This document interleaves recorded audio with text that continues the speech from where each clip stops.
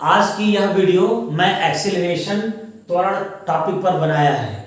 Specially मैं यह video त्वरण के लिए इसलिए बनाया है कि गति के समीकरण है ना, जो गति के समीकरण होते हैं उसमें त्वरण कब प्लस होता है कब माइनस होता है, या गति के समीकरण में उससे रिलेटेड जो भी क्वेश्चन होता है उस क्वेश्चन में कहाँ प्लस लगाएं कहाँ माइनस लगाएं, इसमें सब लोग कंफ्यूज हो जाते हैं। तो स्पेशली आज जो है सिर्फ और सिर्फ त्वरण के विषय में हमको जानना है, एक्सीलरेशन के विषय में जानना है। अगर हम एक्सीलरेशन के विषय में अच्छे से समझ लेंगे तो गति के समीकरण से संबंधित प्रश्नों को बहुत आसानी से सॉल्व कर लेंगे। तो ये त्वरण होता क्या है, एक्सीलरेशन होता क्या है? जैसा कि हम जानते हैं जब भी कोई गतिमान वस्तु होती है तो गतिमान वस्तु है अगर तो उसके वेग में परिवर्तन होता है। अब उसके वेग में जो ये परिवर्तन होता है या तो वेग के परिमाण यानी चाल में परिवर्तन हो सकता है, या तो दिशा में परिवर्तन हो सकता है, या तो वेग का परिमाण और दिशा दोनों में परिवर्तन हो रहा हो, तभी तो त्वरण उत्पन्न होगा ना। वेग में परिवर्तन जो है तभी होगा, या तो चाल में परिवर्तन हो, वेग के परिमाण में परिवर्तन हो, या वेग के दिशा में परिवर्तन हो, या दोनों में परिवर्तन हो। अब अगर मान लो कोई वस्तु एक सीधी रेखा में गति कर रही है तो उस कंडीशन में वस्तु के वेग के परिमाण में परिवर्तन होगा। ओके, तो एक्सीलरेशन की डेफिनेशन क्या हो जाएगी त्वरण की? एकांक समय में वेग परिवर्तन की समय दर को त्वरण कहते हैं, या निश्चित समय में वेग परिवर्तन की दर त्वरण कहलाती है। ये वेग परिवर्तन की दर होती क्या है? मान लो कोई वस्तु है बिंदु A पर है और t1 समय के बाद बिंदु B पर पहुंचती है। t1 समय के बाद बिंदु B पर पहुंचती है। बिंदु A पर पॉइंट A पर मान लो वस्तु का जो वेग है वो u है, और B पर जब पहुंची तो वेग क्या हुआ? v हो गया। तो वेग परिवर्तन कितना होगा? वेग परिवर्तन कितना हो गया आपका? वेग परिवर्तन इज इक्वल टू अंतिम वेग माइनस प्रारंभिक वेग। अब अंतिम वेग क्या है आपका? v है, प्रारंभिक वेग u है। तो डेफिनेशन क्या बोला आपने?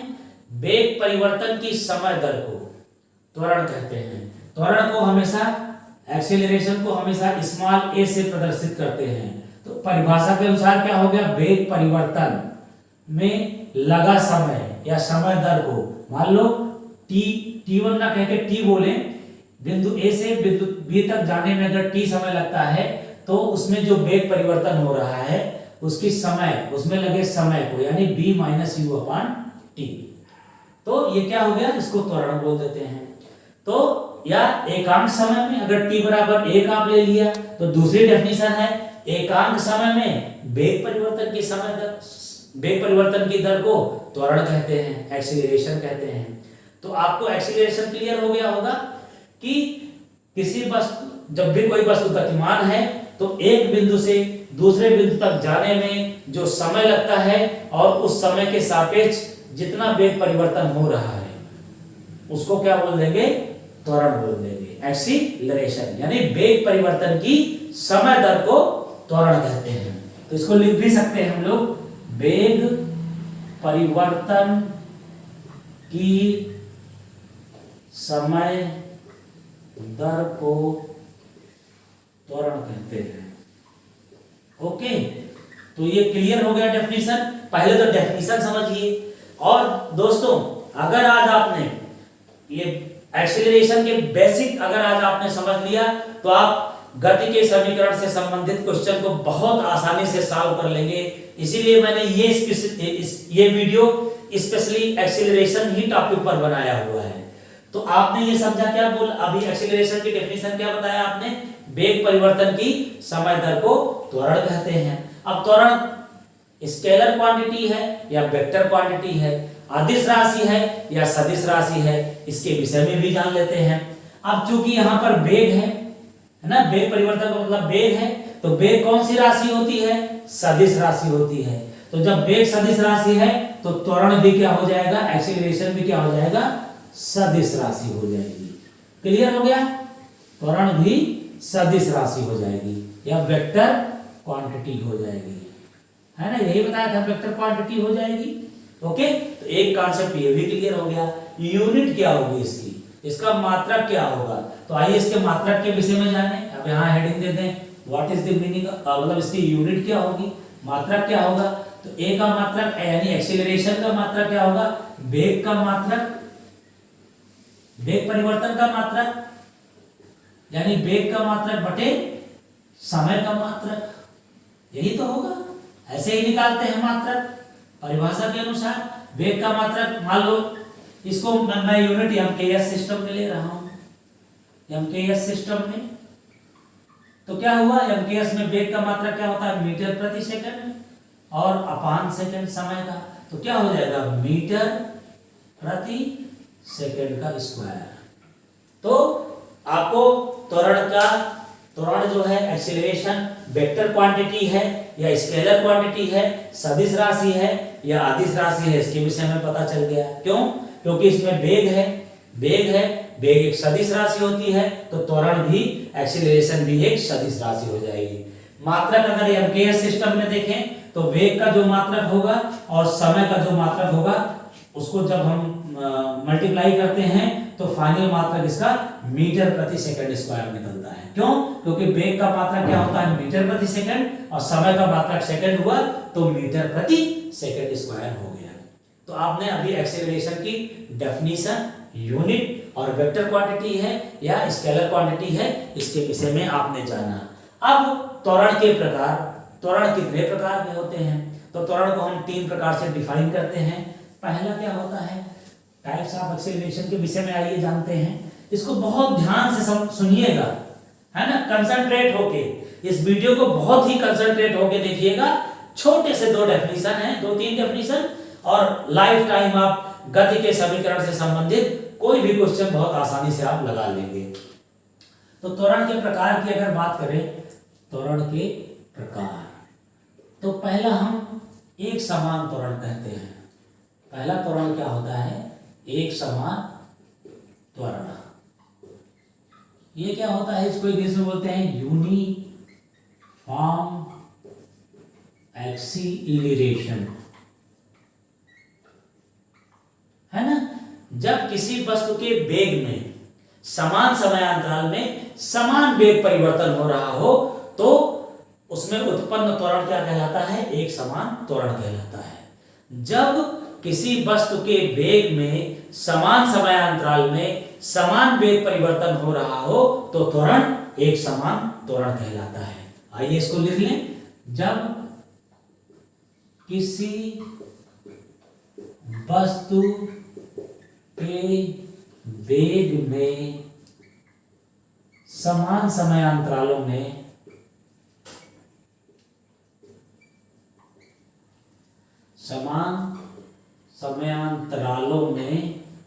समान वेग परिवर्तन हो रहा हो, है ना, समान वेग परिवर्तन हो रहा हो तो त्वरण तो एक समान त्वरण कहलाता, तो त्वरण एक समान त्वरण कहलाता है।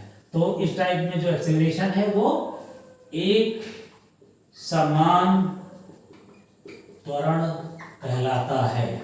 ओके, बड़ा क्लियर डेफिनेशन है। जब किसी वस्तु के वेग में समान समयांतरालों में समान वेग परिवर्तन हो रहा हो तो त्वरण एक समान त्वरण कहलाता है। अब इसको समझे, इसको किताबों में तो दे देता है लेकिन समझाते नहीं है। आइए इसको समझते हैं। मान लो कोई वस्तु रेखीय गति कर रहा है, यहाँ पर बिंदु ए बी सी डी। अब बिंदु ए से बी पहुंचने में मान लो टी समय लग रहा है, बी से सी में भी टी समय लग रहा है, सी से डी में भी टी समय लग रहा है। यहां से यहां तक पहुंचने में जो वेग परिवर्तन है, वेग परिवर्तन की मैं बात कर रहा हूं, मान लो 2 मीटर प्रति सेकंड, यहां भी 2 मीटर प्रति सेकंड हो रहा है, यहां भी वेग में परिवर्तन 2 मीटर प्रति सेकंड का वेग हो रहा है। तो देख रहे हो, समान समयांतरालों में समान वेग परिवर्तन, समान समयांतरालों में समान वेग परिवर्तन हो रहा है। ये 2 मीटर प्रति सेकंड क्या है, वेग परिवर्तन है। ओके, ये वेग परिवर्तन हो रहा है, यानी बिंदु ए से बी तक जाने में अगर टी समय लग रहा है तो वेग परिवर्तन कितना है, मान लो 2 मीटर प्रति सेकंड है ए से बी में। अब बी से सी की ओर गया, टी सेकंड तक गया, टी समय के बाद जो है बी से सी दूरी तक जाने में टी सेकंड का समय लगा। टी सेकंड में अगर वेग परिवर्तन का मान क्या है, 2 मीटर प्रति सेकंड है। ऐसे सी से डी तक जाने में अगर टी समय लग रहा है और वेग परिवर्तन का मान अगर 2 मीटर प्रति सेकंड है, तो हम कहेंगे कि इसमें जो त्वरण है वो एक समान त्वरण है। क्लियर हुआ डेफिनेशन से? ये जो 2 मीटर प्रति सेकंड है, ये यहाँ पर मान लो 8 मीटर प्रति सेकंड है और इस बिंदु पर 10 मीटर है, तो 10 में से जब 2 घटाओगे, 10 में से जब 8 घटाओगे तो 2 मीटर प्रति सेकंड आएगा। मान लो यहाँ पर 10 मीटर प्रति सेकंड है और ये इसको लिख लीजिए ऐसे 8 और ये 10 हो गया। अब 10 से ये मान लो 12, 12 से ये 14 हुआ। तो 8 से यहाँ पर बिंदु ए पर वेग मान लो प्रारंभिक वेग 8 मीटर प्रति सेकंड की दर से चलता है। टी समय के बाद बिंदु बी पर इसका वेग कितना हो जाता है, 10 मीटर प्रति सेकंड। तो वेग में परिवर्तन कितना हुआ, 2 मीटर प्रति सेकंड टी सेकंड में। तो त्वरण का मान कितना हो गया, 2/t मीटर प्रति सेकंड स्क्वायर। यहाँ पर जो ए का मान होगा 2/t मीटर प्रति सेकंड स्क्वायर। अब यहाँ पर जो बी से सी के बीच में भी कितना हो जाएगा, 2/t मीटर प्रति सेकंड स्क्वायर। सी से डी के बीच में क्या हो जाएगा, 2/t मीटर प्रति सेकंड स्क्वायर। तो देख रहे हैं त्वरण एक समान त्वरण हो गया।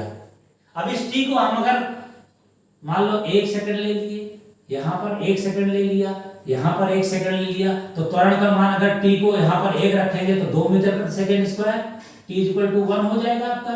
तो 2 मीटर प्रति सेकंड स्क्वायर, 2 मीटर प्रति सेकंड स्क्वायर, 2 मीटर प्रति सेकंड स्क्वायर, यानी ए से बी तक उत्पन्न त्वरण कितना है, 2 मीटर प्रति सेकंड स्क्वायर। बी से सी तक उत्पन्न त्वरण का मान 2 मीटर प्रति सेकंड स्क्वायर। सी से डी तक उत्पन्न त्वरण का मान कितना है, 2 मीटर प्रति सेकंड स्क्वायर है।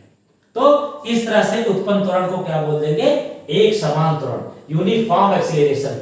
क्यों है कि वस्तु के वेग में समान समयांतरालों में, यानी 1-1 सेकंड में समान समयांतरालों में समान वेग परिवर्तन हो रहा है, यानी 2 मीटर प्रति सेकंड का वेग परिवर्तन हो रहा है, समान वेग परिवर्तन। देखो ए से बी में 2 मीटर प्रति सेकंड समान समयांतराल, टी 1 सेकंड में 2 मीटर प्रति 1 सेकंड में 2, तो समान समयांतरालों में समान वेग परिवर्तन हो रहा है। तो इस तरह के त्वरण को एक समान त्वरण बोल देते हैं।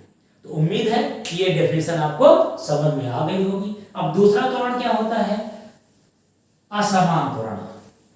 अब असमान त्वरण का बहुत अच्छा एग्जांपल है, क्या है, आप बाइक चलाते हैं ना, तो आप जब बाइक चलाते हैं, भीड़ भरे बाजार में जब जाते हैं, भीड़ भरे बाजार में जाते हैं, तो जब खाली जगह पाते हैं तो स्पीड तेज हो जाती है, लेकिन जहां भीड़ आ जाती है वहां पर आप स्पीड को कम कर लेते हो कि नहीं।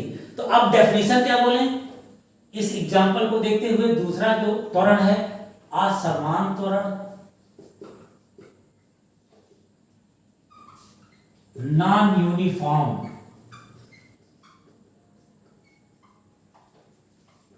एक्सीलरेशन, है ना। जब किसी वस्तु के वेग में समान समयांतरालों में असमान वेग परिवर्तन हो रहा हो, तो इस तरह उत्पन्न त्वरण को असमान त्वरण बोल देंगे। डेफिनेशन फिर से, जब किसी वस्तु के वेग में परिवर्तन समान समयांतरालों में असमान वेग परिवर्तन हो रहा हो, तो उत्पन्न त्वरण क्या कहलाता है, असमान त्वरण कहलाता है। क्लियर। जब किसी वस्तु के वेग में समान समयांतरालों में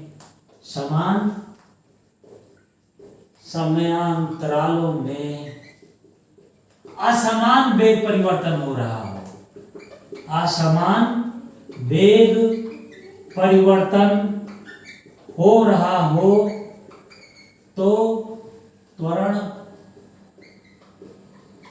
असमान त्वरण कहलाता है। तो असमान वेग परिवर्तन के कारण उत्पन्न त्वरण क्या होगा, असमान त्वरण कहलाता है। एग्जाम्पल बहुत अच्छा दिया मैंने। भीड़ भरे बाजार में जब आप बाइक अपने लेके जाते हैं, मोटरसाइकिल को लेके जाते हैं, तो जब भीड़ नहीं होती है तो आपके वेग का मान बढ़ता है, लेकिन जब भीड़ आ जाती है तो आपके वेग का मान आप घटाते हो ब्रेक को कम करके, है ना, ब्रेक से रोक के। तो क्या होता है, वेग में असमान परिवर्तन हो रहा है। तो इस तरह से जो त्वरण उत्पन्न होगा वो असमान त्वरण कहलाता है, नॉन यूनिफॉर्म त्वरण। क्लियर हो गया है ना? बाइक है, बाइक को आप जब भीड़ में सड़क पे जा रहे हैं सीधे, तो जब खाली सड़क है तो वेग में परिवर्तन ज्यादा हुआ, कम वेग से ज्यादा वेग की ओर गए, तो है ना, तो उसमें जो एक त्वरण उत्पन्न हुआ। फिर उसके बाद क्या हुआ, अचानक से भीड़ आ गई, भैंसों का या गायों का झुंड आया, तो आपने ब्रेक लगा लिया, वेग का मान कम कर लिया, तो वेग में परिवर्तन क्या हो रहा है, असमान हो रहा है। कैसे? जैसे point A, point B, point C. यहां पर आपकी बाइक ए है, बी है, ये सी बिंदु है। ए में मान लो स्पीड कितनी थी, 10 मीटर प्रति सेकंड थी, इनिशियल स्पीड से चला। बी पर कितना पहुंचा, 20 मीटर प्रति सेकंड तक पहुंच गया, मान लो 2 सेकंड में पहुंचा ये, है ना। अब दो, फिर बी से सी में, यहां पर बीच में यहां पर गायों का झुंड आया, तो 20 से क्या हुआ, गाय का जब देखा तो यहां पर स्पीड कितनी हो गई, 10 मीटर प्रति सेकंड हो गई, समय उतना ही था, 2 सेकंड, है ना। तो समान समय अंतरालों में वेग परिवर्तन देखो, 20 से 10 वेग परिवर्तन, ए से बी में, ए से बी तक, ए से बी तक जो है वेग परिवर्तन का मान कितना हुआ, वेग परिवर्तन कितना हुआ, 20 माइनस 10 यानी 10 मीटर प्रति सेकंड। समय कितना लग रहा है, 2 सेकंड। तो त्वरण ए से बी में त्वरण का ए का मान कितना हो जाएगा, 10/2 मीटर प्रति सेकंड स्क्वायर, यानी 2 पंचे 10, 5 मीटर प्रति सेकंड स्क्वायर हो गया। क्लियर? अब बी से सी की ओर आइए। अब ये बी से सी यहां लिखिए, बी से सी में त्वरण का मान कितना होगा, बी से सी तक जाने में, तो बी से सी तक में जो है वेग परिवर्तन देखिए कितना है, वेग परिवर्तन बराबर अंतिम वेग, अंतिम वेग कितना है, 10 माइनस 20 बटे 10 माइनस 20 यानी -10 मीटर प्रति सेकंड स्क्वायर। ओके, 10 मीटर प्रति सेकंड, मीटर प्रति सेकंड हो गया। और समय कितना लग रहा है, 2, है ना। तो अब क्या करोगे, अब इसको बोल दोगे कि भैया ये 10 हो गया, ठीक है। तो ये ए का मान कितना हो जाएगा, -10/2 यानी -5 मीटर प्रति सेकंड स्क्वायर हो गया, है ना। या ऐसे कर सकते हो आप, यहां से 20 से ठीक है, आप माइनस मंदन ले लेंगे, तो अब यहां भी जो है, लेकिन ये मंदन में है ना, माइनस में आ गया त्वरण, ये प्लस में है, तो देख लो त्वरण का मान बदल रहा है, एक प्लस में एक माइनस में, है ना। तो असमान त्वरण हो गया, एक मान प्लस में आ गया और एक मान माइनस में आ गया, तो ये नॉन यूनिफॉर्म एक्सेलरेशन हो गया। क्लियर? अब आते हैं तीसरे टाइप में। तीसरे टाइप में क्या होगा, धनात्मक और ऋणात्मक त्वरण। ये जो त्वरण मैं पॉजिटिव एक्सेलरेशन और नेगेटिव एक्सेलरेशन की जब मैं बात कर रहा हूं, तो गति के समीकरण में हम गलती करते हैं हमेशा कि ए का मान, गति के समीकरण b = u - at कब होगा, या v = u + at कब होगा। गति का समीकरण मैं नेक्स्ट वीडियो में आपको पढ़ाऊंगा, लेकिन यहाँ पर a कब प्लस है, a कब माइनस होता है, प्लस वाले को क्या बोलते हैं और माइनस वाले को क्या बोलते हैं। तो तीसरा जो होता है धनात्मक या ऋणात्मक त्वरण, है ना, पॉजिटिव और नेगेटिव एक्सीलरेशन। पॉजिटिव एक्सीलरेशन क्या है, पॉजिटिव एक्सीलरेशन तो एक्सीलरेशन की आपने डेफिनेशन दी थी त्वरण की, क्या बताया था कि वेग परिवर्तन की समय दर को त्वरण कहते हैं, है ना, यही बताया था। अब यहां पर मैं एक सेंटेंस जोड़ूंगा, वेग परिवर्तन की समय दर को त्वरण कहते हैं जब वेग का मान बढ़ रहा हो, वेग का मान यानी वेग का परिमाण बढ़ रहा हो, यानी चाल का मान। वेग परिवर्तन की समय दर को, समय दर मैंने लिख दिया है, त्वरण कहते हैं जब वेग का मान बढ़ रहा हो, वेग का मान बढ़ते हुए क्रम में है। इसको, अब वेग बढ़ते हुए क्रम में, तो इसको धनात्मक त्वरण, पॉजिटिव एक्सीलरेशन, इसको पॉजिटिव एक्सीलरेशन कहते हैं, है ना। अब इसको समझना है, इसको अब आपको समझना है। कैसे?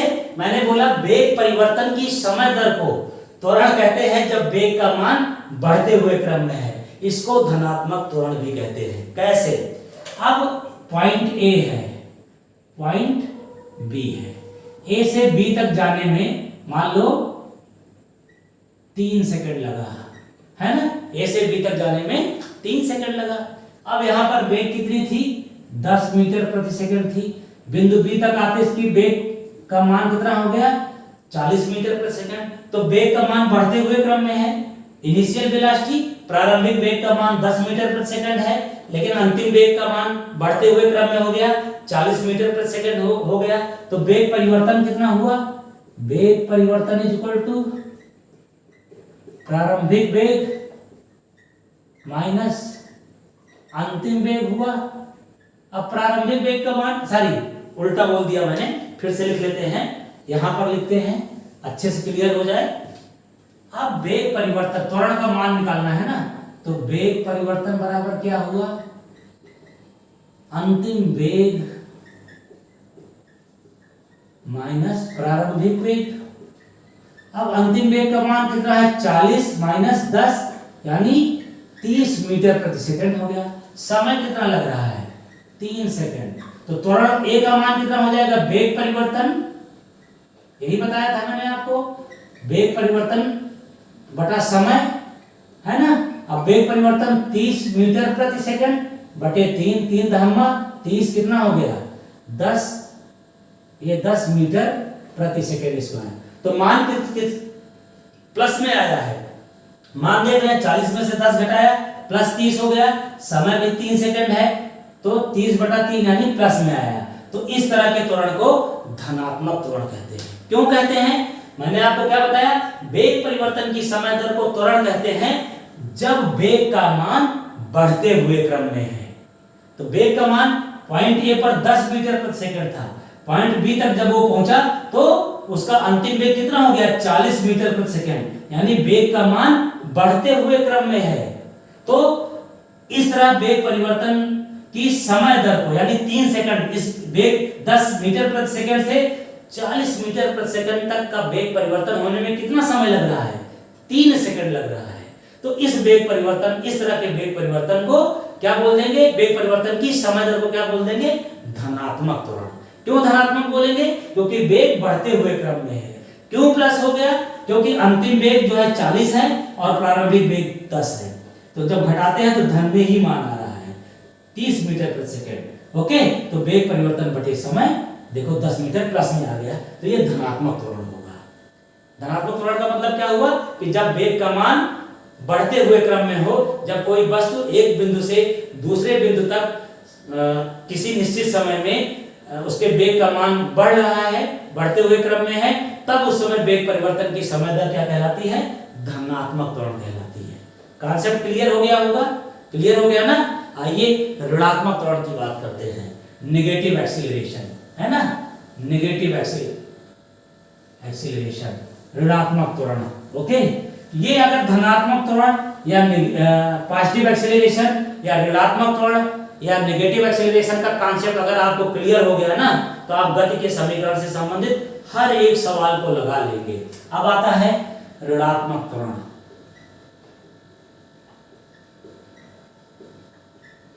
इसको नेगेटिव एक्सीलरेशन, इसको रिटार्डेशन का भी नाम दिया गया है। इसका दूसरा नाम है रिटार्डेशन या मंदन, हिंदी इसकी मंदन होती है। ये क्या होता है? मैंने बताया था वेग परिवर्तन की समय दर को त्वरण कहते हैं। अब उसमें मंदन क्या होता है? वेग परिवर्तन की समय दर को त्वरण कहते हैं जब वेग का मान घटते हुए क्रम में हो, है ना? वेग परिवर्तन की समय दर को त्वरण कहते हैं जब वेग का मान घटते हुए क्रम में हो, तो इस तरह के त्वरण को मंदन कहते हैं। अब यहाँ पे डेफिनेशन क्या दे देंगे? वेग परिवर्तन की समय दर को रिटार्डेशन कहते हैं, मंदन कहते हैं जब वेग का मान घटते हुए क्रम में हो। कैसे? जैसे पॉइंट ए है ना, और ये पॉइंट बी है। पॉइंट ए से कोई वस्तु गति कर रही है, मान लो 3 सेकंड का समय लिया। हाँ, अब यहाँ पर ये इसका वेग मान लो 30 मीटर प्रति सेकंड था, 40 मीटर प्रति सेकंड था। मान लो ये 40 मीटर प्रति सेकंड था। बी तक आते आते उसका वेग कितना हो गया, 10 मीटर प्रति सेकंड हो गया। तो वेग में परिवर्तन हो रहा है, लेकिन वेग में जो परिवर्तन है वो घटते हुए क्रम में है। वेग प्रारंभिक वेग ज्यादा था, लेकिन अंतिम वेग क्या हुआ, कम हो गया। तो यहाँ क्या हुआ, मंदन हो गया, रिटार्डेशन हो गया। कैसे रिटार्डेशन, यानी ऋणात्मक त्वरण आ गया। कैसे आ गया, ए से बी तक जाने में वेग परिवर्तन कितना हो रहा है, बताइए। वेग परिवर्तन बराबर अंतिम वेग माइनस प्रारंभिक वेग, यही होता है। तो अंतिम वेग कितना है, 10, प्रारंभिक वेग कितना है, 40 है। प्रारंभिक वेग 40 है मीटर प्रति सेकंड। अब देख रहे हो 10 में से 40 घटाओगे क्या हो जाएगा, 30 मीटर प्रति सेकंड, माइनस में आ गया। और इतने इस बिंदु से इस बिंदु तक जाने में कितना समय लग रहा है, 3 सेकंड। तो त्वरण क्या होता है, वेग परिवर्तन की समय दर को, यानी वेग परिवर्तन बटे समय। वेग परिवर्तन में जो समय लगता है, अब यहाँ वेग परिवर्तन कितना है, -30 है। -30 मीटर प्रति सेकंड बटे 3, -10 मीटर प्रति सेकंड स्क्वायर हो गया। देख रहे हो, माइनस में आ गया। तो ये ऋण, ये परिचायक है, ये बताता है कि मंदन हो रहा है, यानी वेग का मान घट रहा है। ओके, तो क्लियर हो गया। तो ऋणात्मक त्वरण ये कहलाता है। इस तरह का त्वरण ऋणात्मक यानी नेगेटिव एक्सीलरेशन कहलाता है। क्लियर हो गया। तो आपसे जब भी कभी कोई क्वेश्चन पूछा जाए तो उस क्वेश्चन में अगर ये दे दिया जाए कि वेग जो है, प्रारंभिक वेग का मान 40 मीटर प्रति सेकंड है और अंतिम वेग का मान 10 मीटर प्रति सेकंड है, तो आपके दिमाग में तुरंत हिट हो जाना चाहिए कि यहाँ पर मंदन है, ए का मान माइनस में है, -a है। क्लियर हो गया ना। तो इस तरह के क्वेश्चन को आप हमेशा क्लियर कर लेंगे, हमेशा समझ में आ जाएगा। Clear, okay. अब एक त्वरण और होता है। अब ये तो रैखिक गति के विषय में हमने बात की, लीनियर मोशन की बात की। अब वर्टिकल मोशन की अगर बात होती है, ऊर्ध्वाधर गति की अगर हम बात करें, तो जब भी कोई वस्तु नीचे से ऊपर या ऊपर से नीचे जब गति करती है, तो इस तरह की गति को गुरुत्वीय गति, ग्रेविटेशनल मोशन बोला जाता है ना। गुरुत्वीय गति की आप बात करते हैं, गुरुत्वीय त्वरण की आप बात करते हैं, तो ये भी समझ लेते हैं। तो एक साथ दो काम हो जाएगा। तो दो तरह के त्वरण होते हैं। जब कोई वस्तु एक सीधी रेखा में गति करे तो उसको रैखिक गति होते हैं, और रैखिक गति में जब वेग परिवर्तन होता है तो त्वरण होता है वहां पर। लेकिन जब कोई वस्तु ऊर्ध्वाधर ऊपर या नीचे, वर्टिकली ऊपर या नीचे गति करती है, तो इस तरह की गति को ग्रेविटेशनल मोशन बोलते हैं, गुरुत्वीय गति बोलते हैं। तो गुरुत्वीय त्वरण की अब बात करेंगे हम लोग। ये भी बहुत इंपॉर्टेंट टर्म है। इसमें भी हम अक्सर भूल जाते हैं कि जी का मान कब प्लस होता है और कब माइनस होता है। अगर आज ये क्लियर हो जाएगा तो मजा आ जाएगा। फिर हम क्या करेंगे, गति के समीकरण को सॉल्व करेंगे। तो गुरुत्वीय त्वरण क्या होता है, पहले गुरुत्वीय गति समझ लें। जब कोई वस्तु ऊर्ध्वाधर है, वर्टिकली ए से ऊपर की ओर गति करे, बी तक जाए, या ऊपर से नीचे की ओर गति करता है, मान लो बी से सी से डी की ओर मान लो गति करे, है ना, ये, या नीचे से ऊपर की ओर। तो जब कोई वस्तु ऊर्ध्वाधर वर्टिकली पृथ्वी से ऊपर से नीचे से ऊपर की ओर और ऊपर से नीचे की ओर गति करती है, तो इस तरह की गति को गुरुत्वीय गति कहते हैं। हमें पता है कि पृथ्वी हर एक वस्तु को अपनी ओर, अपने केंद्र की ओर खींचती है। अब क्या करा कि जब ये वस्तु नीचे से ऊपर की ओर जा रही है, तो बस पृथ्वी क्या कर रहा है, पृथ्वी का जो आकर्षण बल है इस वस्तु को अपने केंद्र की ओर खींच रहा है। तो अब मान लो यहाँ पर वस्तु का वेग कुछ था, मान लो कुछ था, यहाँ पर 10 मीटर प्रति सेकंड था, ऊपर तक जाते जाते 0 मीटर प्रति सेकंड हो जाता है। क्यों हो जाता है, क्योंकि जब आप किसी वस्तु को नीचे से ऊपर तक फेंकते हो, नीचे से ऊपर तक फेंकते हो, तो एक बिंदु के बाद वो ऊपर से नीचे आने लगता है। तो जिस बिंदु पर वो वस्तु ऊपर से नीचे आता है, तो यानी उस बिंदु पर इस वस्तु का वेग जो है, अंतिम वेग का मान क्या हो जाता है, 0 हो जाता है। जो अंतिम वेग, यहाँ पर जो अंतिम वेग होगा उसका मान 0 हो जाता है। अब यहाँ पर कुछ प्रारंभिक वेग मान लो 10 था, है ना। तो वेग में परिवर्तन, जब किसी वस्तु को आप नीचे से ऊपर की ओर फेंक रहे हैं, बिंदु ए से बिंदु बी तक फेंक रहे हैं, तो उसमें गति हो रही है। अब इस गति में वेग में परिवर्तन हो रहा है ना, लेकिन वेग में परिवर्तन क्या है, घटते हुए क्रम में है। देखो यहाँ पर वेग क्या था, इनिशियल वेग क्या था, ज्यादा था, लेकिन बिंदु बी तक आते आते, क्योंकि इसी बिंदु बी से वापस लौटता है, तो जिस बिंदु पर वो वस्तु कुछ मिनट के लिए, कुछ सेकंड्स के लिए ठहरता है, तो उस बिंदु पर उसका अंतिम वेग 0 हो जाता है ना। तो अंतिम वेग अब यहाँ पर 0 हुआ, तो वेग में परिवर्तन क्या हुआ, वेग में परिवर्तन घटते हुए क्रम में है। तो इस तरह से वस्तु जब ऊपर से नीचे से ऊपर की ओर गति करती है, तो इस गति के कारण, इस वेग में परिवर्तन, इस गति के कारण जो वेग में परिवर्तन हो रहा है, उस परिवर्तन में लगे समय के अनुपात को गुरुत्वीय मंदन बोल देंगे या गुरुत्वीय त्वरण बोलेंगे। अब ये जो गुरुत्वीय त्वरण होगा, ये क्या होगा, माइनस में होगा। क्यों होगा, क्योंकि गुरुत्व के अंतर्गत अंतिम वेग का मान 0, प्रारंभिक वेग का मान ये, मान लो t समय लग रहा है, तो इसका मान a का मान g का, a की जगह g यूज करेंगे आप, तो -10/t हो गया। तो g का मान कितना आ गया, माइनस में हो गया। यानी जब हम किसी वस्तु को नीचे से ऊपर की ओर फेंकते हैं, तो g का मान हमेशा माइनस में होता है। अब कोई वस्तु मान लो ऊपर से नीचे की ओर आ रही है, यहाँ पर अब प्रारंभिक वेग u का मान क्या हुआ, 0। अब यहाँ तक आते आते मान लो 10 मीटर प्रति सेकंड से टकराया, तो अंतिम वेग क्या हुआ, 10 - 0 बटे मान लो t समय लगा, तो a का मान, g का मान हो जाएगा 10/t। तो अब यहाँ पर g का मान प्लस में आ गया ना, प्लस में आ गया ना। क्यों प्लस में आया, क्योंकि वेग परिवर्तन जो है बढ़ते हुए क्रम में है। वेग परिवर्तन बढ़ते हुए क्रम में है ना, वेग का मान बढ़ते हुए क्रम में है। वेग यहाँ पर 0 है, ऊपर से जब नीचे की ओर वस्तु गति कर रही है, तो प्रारंभिक वेग का मान 0 है और अंतिम वेग का मान ज्यादा है ना, 10 है। तो वेग बढ़ते हुए क्रम में है। तो इस तरह से C से D तक आने में वस्तु के वेग में परिवर्तन में जो समय लग रहा है, उसके अनुपात को गुरुत्वीय त्वरण बोल देंगे। तो क्लियर हो गया कि जब भी हम किसी भी वस्तु को नीचे से ऊपर की ओर फेंकते हैं, तो वेग में परिवर्तन जो है घटते हुए क्रम में है, वेग का मान घटते हुए क्रम में है। क्यों, यहाँ पर वेग ज्यादा है, लेकिन यहाँ इस बिंदु तक आने तक वेग का मान 0 हो जाता है, तो वेग घटते हुए क्रम में हो गया ना, तो वेग में परिवर्तन है। यानी गुरुत्व के अंतर्गत अब गति कर रहा है, तो जो त्वरण उत्पन्न होगा वो गुरुत्वीय त्वरण होगा। अब चूंकि घटते हुए क्रम में है, तो गुरुत्वीय त्वरण गुरुत्वीय मंदन कहलाएगा, है ना।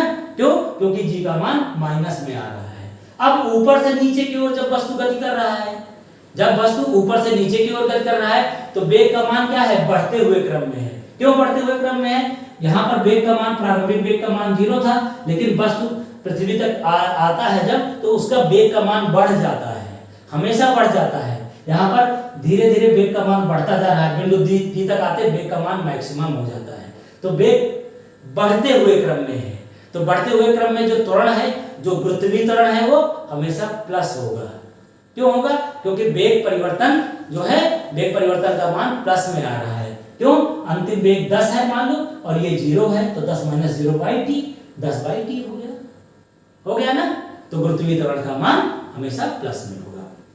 तो इससे ये कॉन्सेप्ट निकल के आया कि जब भी हम किसी वस्तु को वर्टिकली, ऊर्ध्वाधरता नीचे से ऊपर की ओर फेंकते हैं, तो g का मान माइनस होता है, गुरुत्वीय त्वरण का मान माइनस होता है। इसको गुरुत्वीय मंदन बोलते हैं, ग्रेविटेशनल रिटार्डेशन बोलेंगे। जब किसी वस्तु को हम ऊपर से नीचे की ओर फेंकते हैं, तो g का मान हमेशा धनात्मक होता है, उसको गुरुत्वीय त्वरण बोलते हैं। g का मान क्यों माइनस होता है, क्योंकि जब वस्तु को हम नीचे से ऊपर की ओर फेंक रहे हैं, तो वेग में परिवर्तन हो रहा है। अब वेग में परिवर्तन जो है घटते हुए क्रम में है ना, ये समझाया था ना। और जब हम किसी वस्तु को ऊपर से नीचे की ओर फेंक रहे हैं, तो वेग में परिवर्तन बढ़ते हुए क्रम में है ना। 0 से अंतिम वेग का मान ज्यादा होता है, तो बढ़ते हुए क्रम में है, तो g का मान हमेशा प्लस में होगा। तो ये मैं उम्मीद करता हूं कि आज के इस वीडियो लेक्चर में आपका ये कॉन्सेप्ट क्लियर हो गया कि रैखिक त्वरण कब प्लस होता है, लीनियर एक्सीलरेशन कब प्लस होता है, कब माइनस होता है, ग्रेविटेशनल एक्सेलरेशन, गुरुत्वीय त्वरण कब माइनस होता है कब प्लस होता है। तो जब आप गति के समीकरण के से संबंधित जब क्वेश्चन को सॉल्व करेंगे तो आपको वहां पर देखना है कि वेग का मान घट रहा है कि वेग का मान बढ़ रहा है, चाहे वो हॉरिजॉन्टली मोशन हो, चाहे लीनियर मोशन हो, चाहे वर्टिकल मोशन हो। लीनियर मोशन में अगर कोई वस्तु एक बिंदु से दूसरे बिंदु तक गति कर रहा है और वेग का मान बढ़ते हुए क्रम में है तो त्वरण धनात्मक होगा, एक्सेलरेशन पॉजिटिव होगा। अगर वस्तु एक बिंदु से दूसरे बिंदु पर गति, एक बिंदु से दूसरे बिंदु तक गति कर रहा है और प्रारंभिक बिंदु से अंतिम बिंदु के में जो है वेग का परिवर्तन कम है, यानी प्रारंभिक वेग का मान अंतिम वेग से कम है ना। प्रारंभिक वेग का मान अगर अंतिम वेग से ज्यादा है तो त्वरण क्या होगा, एक्सेलरेशन क्या होगा, निगेटिव हो जाएगा, है ना। वेग अगर घटते हुए क्रम में है, यानी प्रारंभिक वेग ज्यादा है और अंतिम वेग का मान अगर कम है तो त्वरण हमेशा निगेटिव होगा। ये रैखिक त्वरण की मैं बात कर रहा हूँ, रेखीय मोशन की बात कर रहा हूँ, लीनियर मोशन की बात कर रहा हूँ। अगर वर्टिकल मोशन कर रहे हैं तो गुरुत्वीय त्वरण होगा वहां पर, है ना। वेग में जो परिवर्तन होगा नीचे से ऊपर या ऊपर से नीचे तक जो वस्तु गति कर रही है उसमें जो वेग में परिवर्तन होगा वो क्या कहलाएगा, गुरुत्वीय त्वरण कहलाएगा। अब अगर वस्तु को नीचे से ऊपर की ओर फेंक रहे हैं तो जी का मान माइनस होगा।